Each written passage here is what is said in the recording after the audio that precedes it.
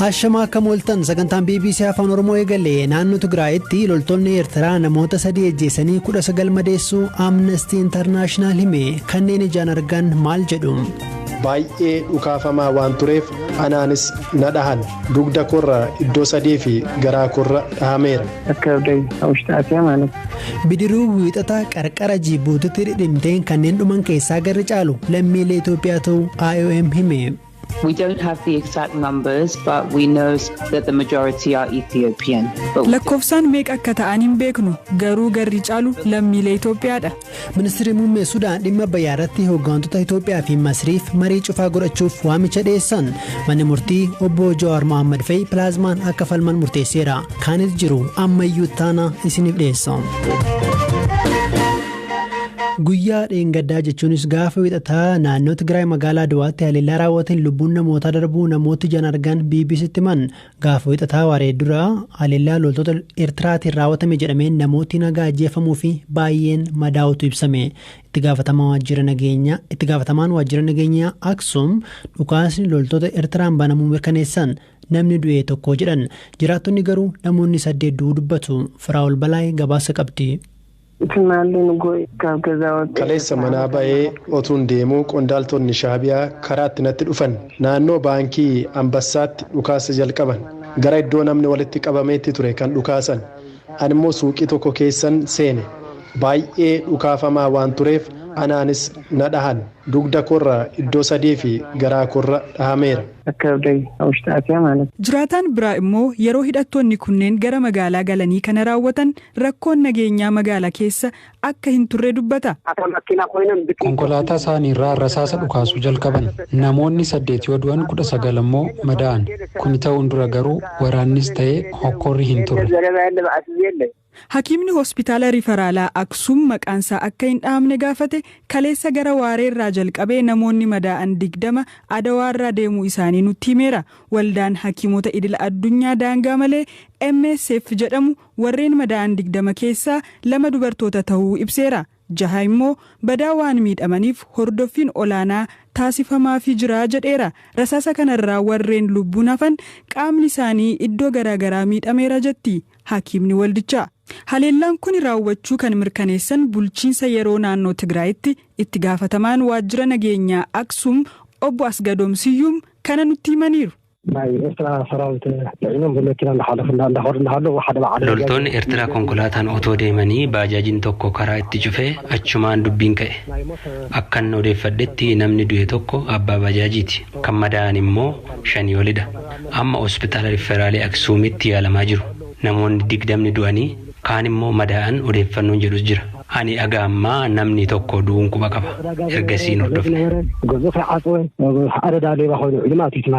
Waldaan MSF kaleessa Twitter irratti namoonni madaa'an 18 Adawaa hospitaala Kidaana Mihiratitti yaalamuu fi kanneen keessaa 16 miidhaan hamaa waan irra gaheef gara Aksumitti ergaman jechuun ibseera. Mootummaan Itoophiyaa ibsa dhiyoo kana kenneen waraanni Eertiraa Tigraayii bahuu jalqabuu himee ture. Dhimuma kanarratti dhaabbata mirga namoomaa falmuu fi buufata isaa UK godhate Amnesty International ibsa galgala kana baaseen haleellaa wiixataa Adawaatti raawwateen lammiileen 3 ajjeefamuu fi yoo xiqqaate 19 madaa'uu hime. Gareen kun ajjechaa kana loltoota Eertiraa Itoophiyaatti akka ba'an himametu raawwate jechuun himateera. Dhaabbatichatti qorataan gaanfa Afrikaa Fissaa Taklee wiixata ganama daandii Addigiraat deemuu irratti loltoonni Eertiraa konkolaataa fe'umsaa 2 irra fe'aman namoota daandii bitaa fi mirgarra jiranitti dhukaasa banuu kanneen ijaan arganii fi ogeeyyii fayyaarraa odeeffatu BBCtti himan. ያገኘነው ነገር አትሊስት ቢያንስ ማለት ነው 3 ሰዎች እንደሞቱ ነው ያው ከዛ በላይ ረጋን አርገን የጥቃቴ ነሞን 3 አከዱን 19 ከመዳኒዳ ለኮፍስችስ ከነጫሉ መላ ሎልቶን ኤርትራ አከባን ዩኬን ዳንጋት አከወልቲ ቀበመን ዱበተሙስ ገዱገለ ትግራይ በከወን ገራገራት አከሰቹ አጅረኒ ፊ ሰበብንሳ ምርገነሞ ማራወታ አጅረን አከትፈን ረጋወን አገርሲሰን ጅሩ ዋንት ኩንደፈ ዳበቹ ቀባ mootummaan Itoophiyaas ta'e Eertiraa wanti kun dafee akka dhaabbatu gochuu qabu. Lammaffaa kanneen kana raawwatan irrattis adabbiin barbaachisu akkasumas sirreeffamni fudhatamuu qaba. የተገኙ ሰዎች ላይ አስፈላጊው ቅጣትና የእርምት እርምጃ መወሰድ አለበት. Dhimma kanarratti gama mootummaa federaalaa Itoophiyaa akkasumas immoo gama mootummaa Eertiraa wanni jedhameen jiru.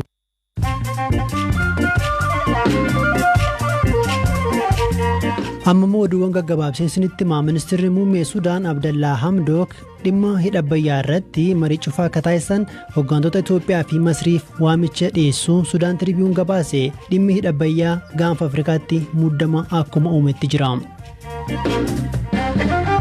Sudaan daangaa kiyya weerartee dabalataaf dhaadatti jette Itoophiyaan ministeerri jaalaa Itoophiyaa barreeffama fuula Tiwiitaraa irratti baaseen Sudaan kana gochuun nagaa fi tasgabbii gaanfa Afrikaa rakkoo keessa buusaa jirti jechuun himateera. Bunni Itoophiyaa sababa jijjiirama haala qilleensaan dhamni isaa geeddaramuu akka danda'u qorannoon idil addunyaa tokko ibse akka FBC'n gabaasetti qorannoon dhaabni Pootisdaam jedhamu dalage bunni guyyuu dhugnu fuulduratti dhamaa fi urgaa addaa godhachuu mala.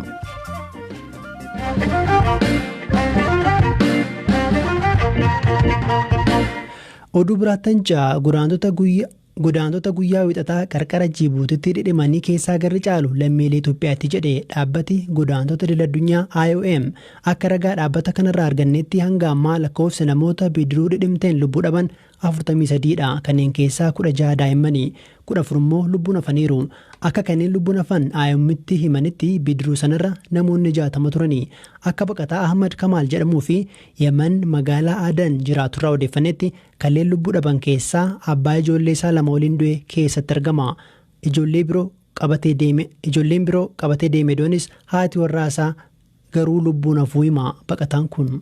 Akka odeessa qabutti durataa koomunitii magaalaa Adan Yaman kibbaa haadha manaasaa ijoollee isaa dabalatee baqattootuma naannoo kana jiranii fi haarawa gama sanaatiis dhufan walitti kukkuufamanii isaan fuutee deemaa turtee dooniin tun naannoo Baabal Mandab jedhamurraa fuutee gara Obokitti imaltee galaana walakkaa yeroo geessutti garaan galte odeessa jedhu dhageenye akkan nama Obok jiru bilbilee dubbisee gaafadhetti doonii sanarraa nama 8 qofa haadha warraa durataa koomunitii Oromoo haadha manaasaarraa fi ijoollee biroo nama 8 irraa kan hafe wanni doonii sanarra ture guutummaatti dhabamanii kaan dhumanii kaan achi buutee barbaadamaa jiru odeessa jedhuun argadhee jechuudha.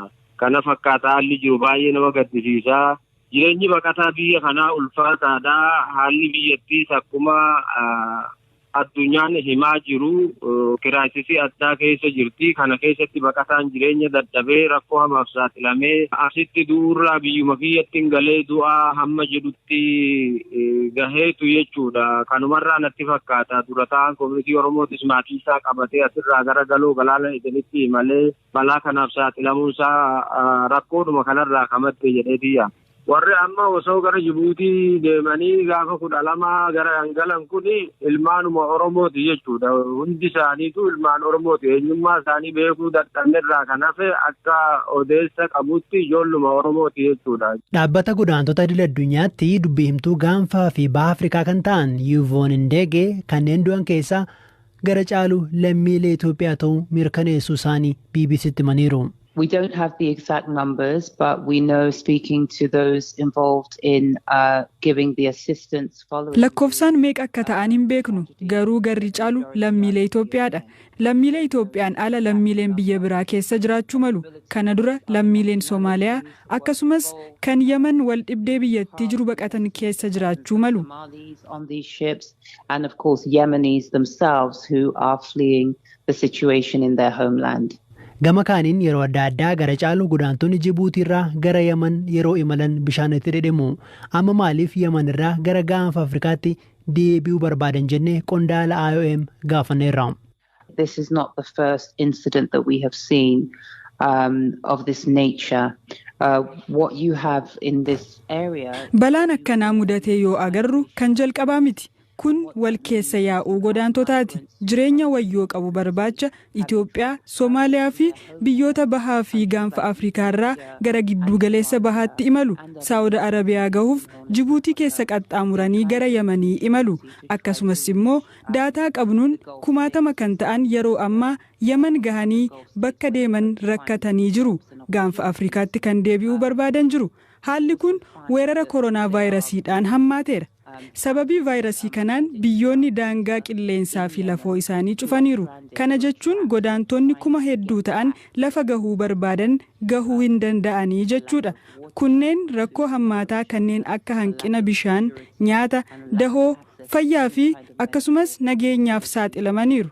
Wanti ammaa godaantonni sababa koronaa vaayirasii fi daangaa cufameef akkasumas rakkoo nageenyaa Yemen jiruun Yemen irraa gara gaanfa Afrikaatti kan deebi'an gara Saawud Arabiyaa qaxxaamuruu waan hin dandeenyeef.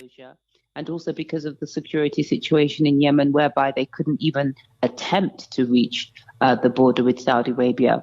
Akka dhaabbanni godaantota idila addunyaa ibsetti baatii darbee keessa godaantonni 80 osoo gara Yemen imalanii kanneen bakkaa bakkatti isaan daddabarsaniin bishaanitti darbatamaniiru. Ji'a tokko dura immoo mana hidhaa biyya Yemen magaalaa sana argamu keessatti hidhattoota Huutiin aara nama boojisuutti darbatamee ibiddi ka'ee namoonni 43 du'u hidhattoonni Huutii himaniiru. Kanneen yeroos lubbuu dhaban keessaa gara caalu lammiilee Itoophiyaati. Ergasii mootummaan Itoophiyaa lammiilee biyyatti deebisuu eegaluun isaa ni yaadatama. Ta'us ammallee kan deebi'uu barbaadan danuudha.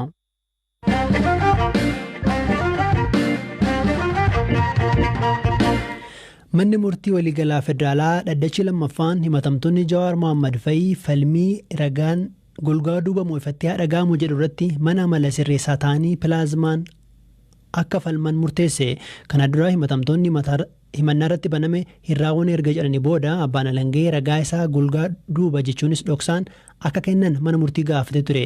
Manni murtii olaanaa federaalaa dhimmicha ilaaluu garuu ifatti akka ragaan dhaga'amu murteesse.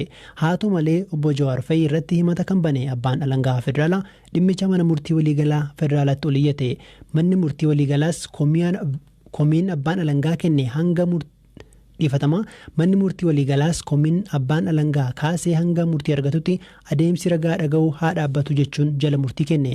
Abugaatoo himatamtootaa keessaa tokko kan ta'an obbo Kadir Bulloo waan har'a ture akkanaan immoo.